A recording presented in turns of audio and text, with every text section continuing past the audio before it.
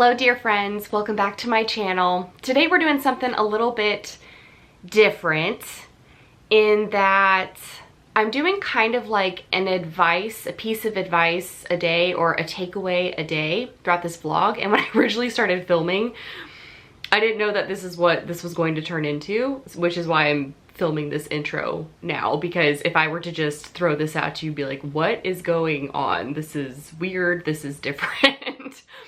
So I started off getting some B-roll earlier this week, and I will play that, we'll get into all of that. And then I started sitting down and talking in front of the camera and started talking about takeaways. So the cool thing about this vlog is that you can watch it all the way through, although each day's takeaway may be better suited if you were to come back and then like watch one section one day, like have that be the takeaway for that day, and then come back the next day. And I'll leave the timestamps below in the description box. That way you know where you left off and how to get to the next one without having to like watch the whole video again or the last takeaway again. So you can either just watch this all the way through, or you can do it that way. I kind of feel like the second way will be more impactful, and I'll put little topics next to what each takeaway is about. So that way you can pick and choose, or if you just want to watch them in order, you can do that too. So it's a little different, but this is just what I was feeling called to create this week. So without further ado, let's go ahead and roll this B-roll, and then we'll get into the takeaways.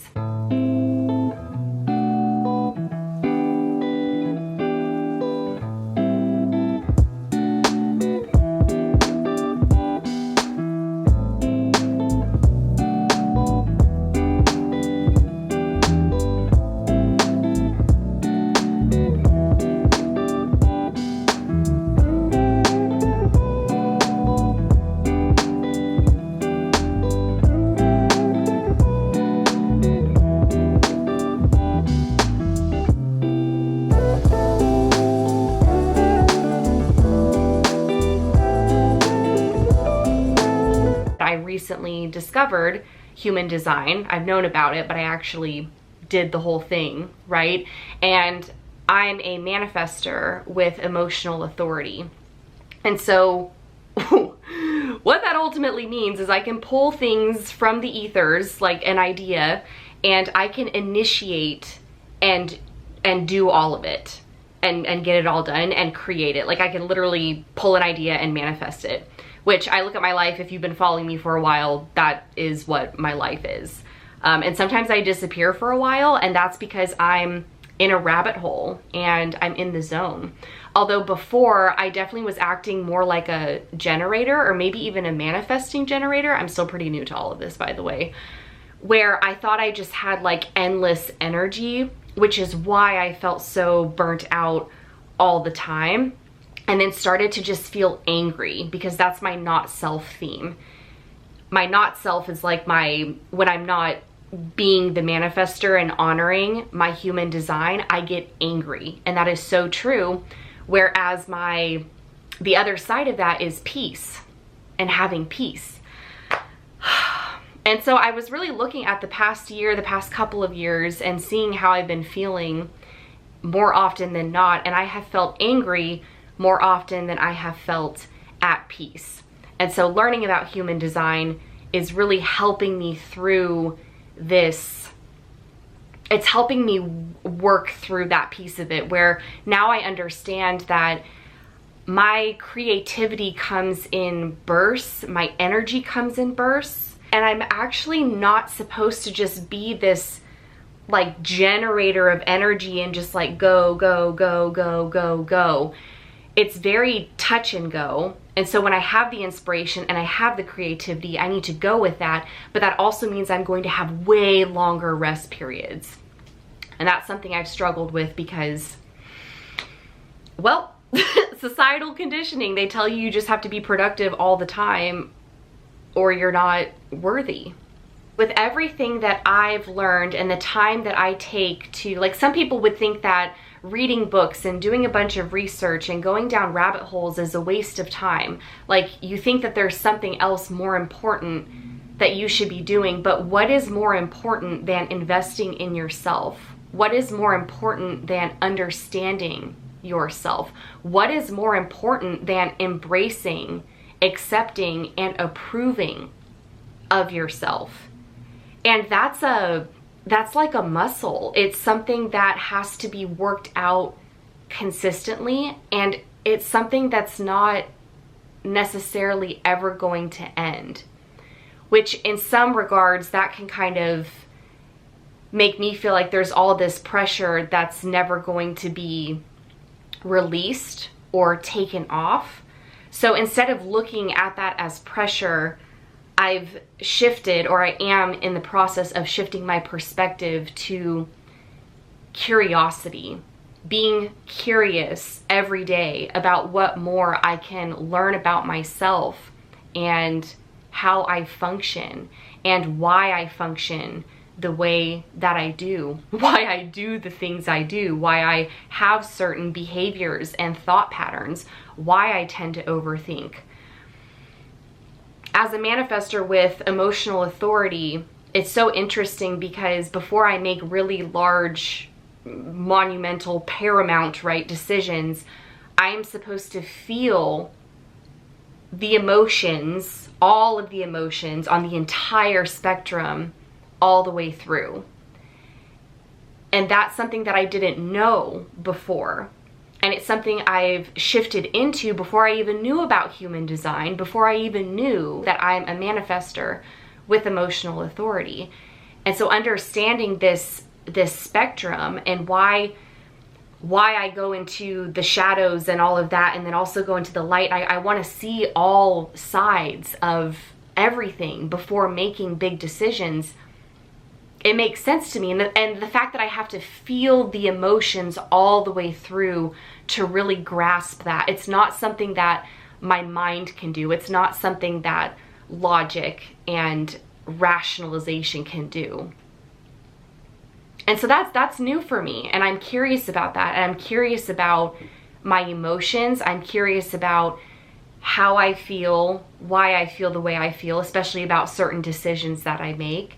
So yeah, that's my takeaway for today, is that anytime you spend time learning about yourself, investing in yourself, reading, researching, just wanting to get to know yourself better, that is never, ever, ever time wasted. It is not time that was frivolously, as if that's even a word, frivolously used. It's crucial. It is essential to the ever-expanding being of your nature, to your evolution, to your growth, to your next level, whatever that looks like, because it's going to be different for everyone. So those are my thoughts for today, and we will see what tomorrow brings. It is only 8 o'clock in the morning, and I already have my takeaway for the day. Actually, 2 takeaways. And there is an echo in here because I just finished getting ready, so I'm still in the bathroom. But the first takeaway is that it isn't hard to feel good. You're just more practiced at feeling bad. Like with anything, it takes practice and awareness and intention to build a habit, to instill a new pattern. So you might think that feeling good all the time requires a lot of effort, or that being joyful is only reserved for special moments, for miracles, when in actuality you can feel that way all the time just by the thoughts that you choose to think. But the reason why it may feel like it's hard to feel good consistently is because you're more practiced at feeling bad. You have more practice of thinking worry thoughts, fearful thoughts, anxious thoughts. And so it's having that awareness to question the thought when it arises and say, is that ultimately true? Just because something happened in the past, does that mean it's bound to happen again in the future? Past and future are constructs. It's your perception of events from the past and a projection of that onto your future. So in a way, neither of them exist, because your past doesn't actually exist. It only exists in the way that you remember it. And you have the power to change how you view the past, what lens you decide to view that through, and what that means for you. If your past was full of problems, or if it was full of opportunities for learning and growth. Because when you view it through the lens of being an opportunity for learning and growth, then it can't possibly be bad. And you can't possibly feel bad about it. You can't feel guilty or ashamed of it. And the future is not yet here, but it's about the now moment and what you're creating in the now. This and how you feel right now is going to create your future, because feeling good attracts good things. Feeling bad attracts bad things. But anything bad is really just an opportunity for growth and to level up, and an opportunity to see the good in it.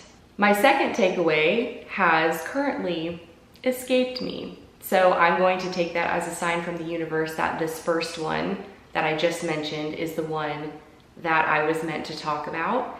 And if that second takeaway finds its way back to me, then I'll make sure to pop back on here and talk about that one.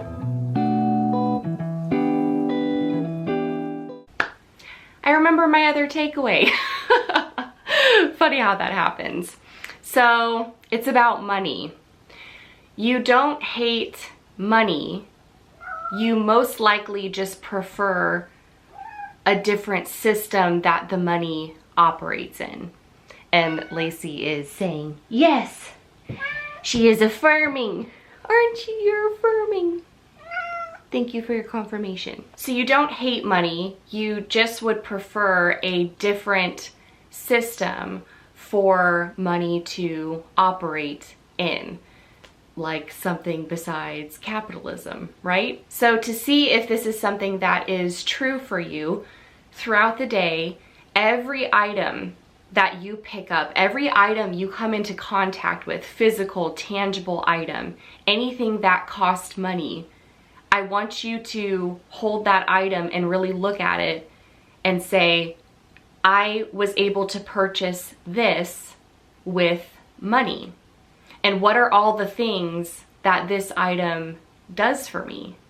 What does this item allow me to do? How does it make my life easier? How does it make things more convenient? I just did that with my diffuser. I was like, this is so crazy. I have my water filter, my like Brita, my Pure filter, right?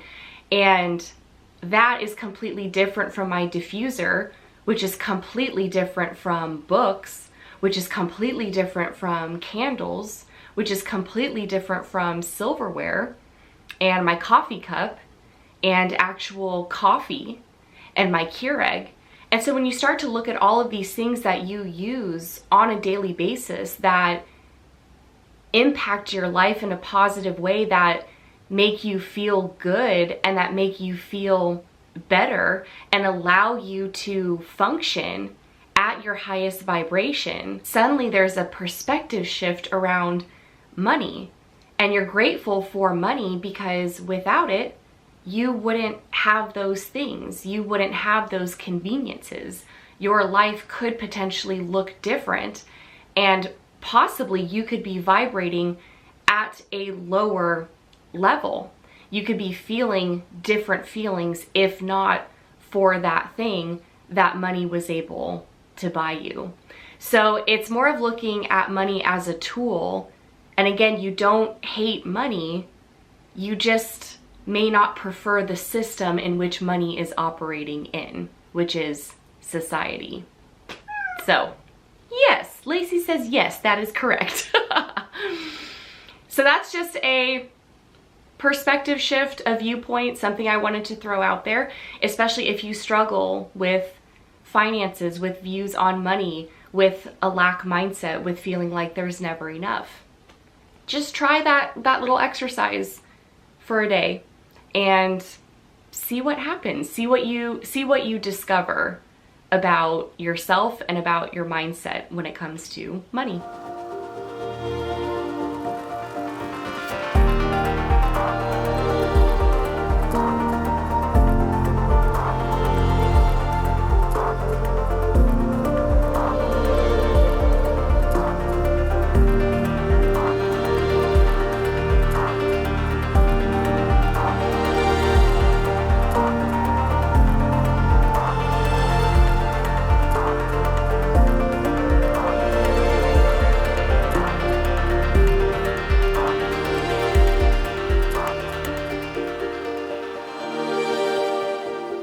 Alright, so I'm coming on here a bit later than the other days where I shared my takeaways, but it is for a good reason, because today's takeaway is really, really good.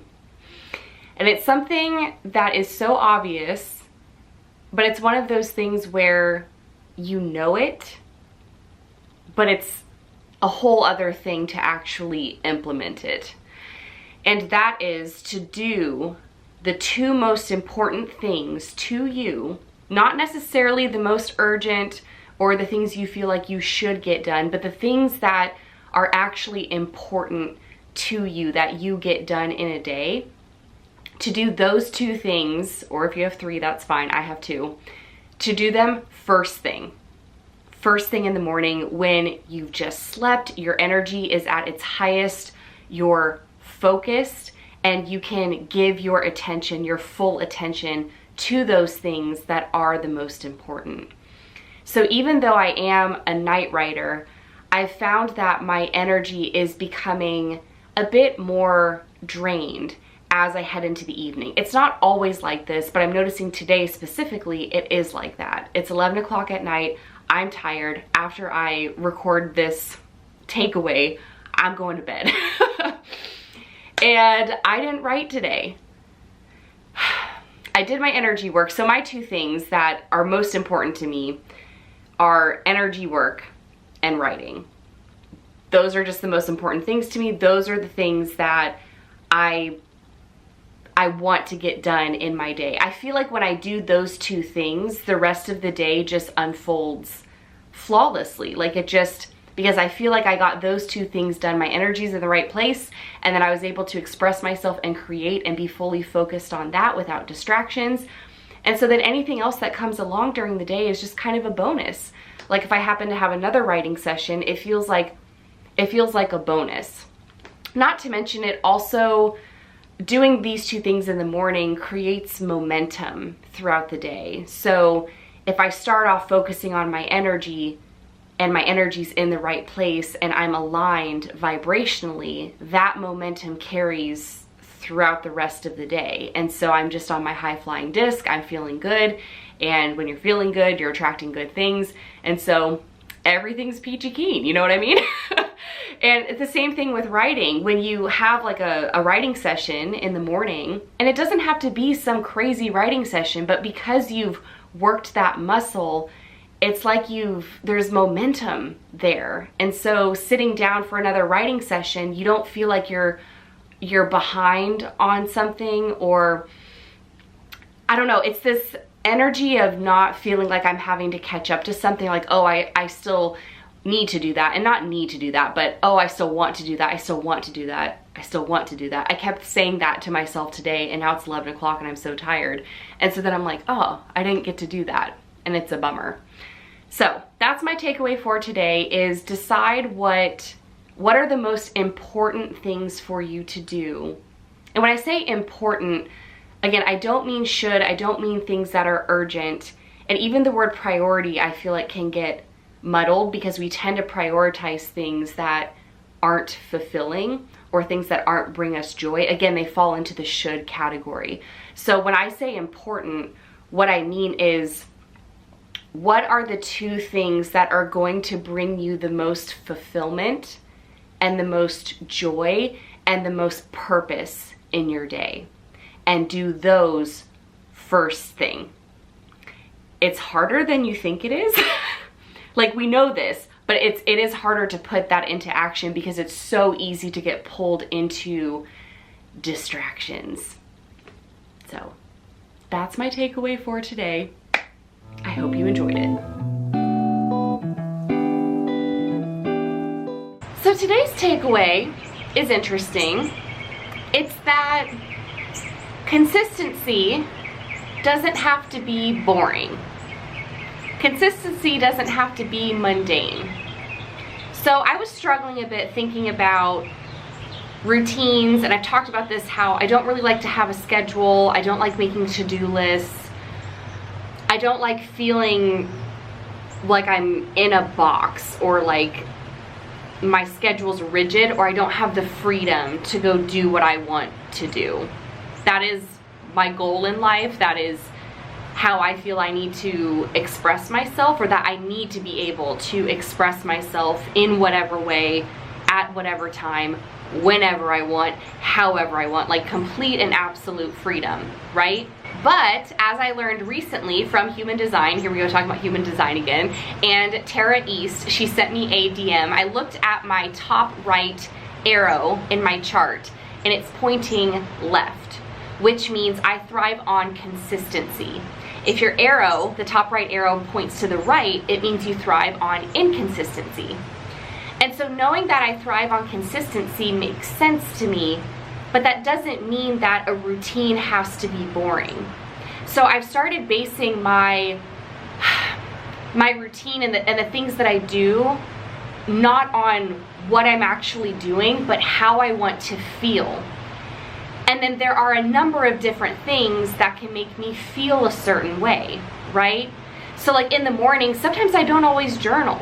Sometimes reading and journaling have a very similar energy to me, especially if I'm reading like a personal development book or listening to like a self-help podcast, right?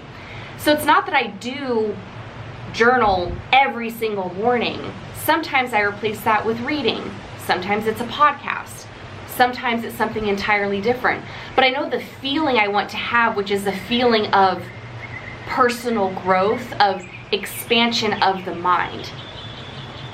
So that's what I mean when I say consistency does not have to be boring, doesn't have to be mundane. Decide how you want to feel, and then make a list of all the things that you can do to feel like that. And then you can plan your day if you like to plan, or just you have a list of things and it's kind of like a buffet. Like you get to choose what you want to do that's going to help you feel a certain way and fulfill that part of your consistency practice. I hope that makes sense. That's my takeaway for today. All right, lovely people, so that is going to conclude today's video. I really hope that you enjoyed it. I hope you got something out of it. If you did, it would help me out so much if you would click that thumbs up button, as well as subscribe to my channel. And don't forget to follow me on Instagram. My handle is author Kristen Martin. I also have another Instagram account that's more spiritually, metaphysically based, Inner Divine Alchemy. And I'm also on TikTok. And under both of those names, author Kristen Martin, as well as Inner Divine Alchemy. So I've been enjoying creating TikToks, which actually is not all that surprising because I started out with video, and I'm finding that those are more fun for me than just regular posts. So I would love to have you over there in the Instagram community, in the TikTok community. I cross-post, so everything that's on one platform is also on the other. If you liked this style of video, let me know in the comments down below, and I will add this to the many different things that we do here on my YouTube channel. But thank you for being here. Thank you for watching. I appreciate you so, so much, and I will see you in my next video. Bye.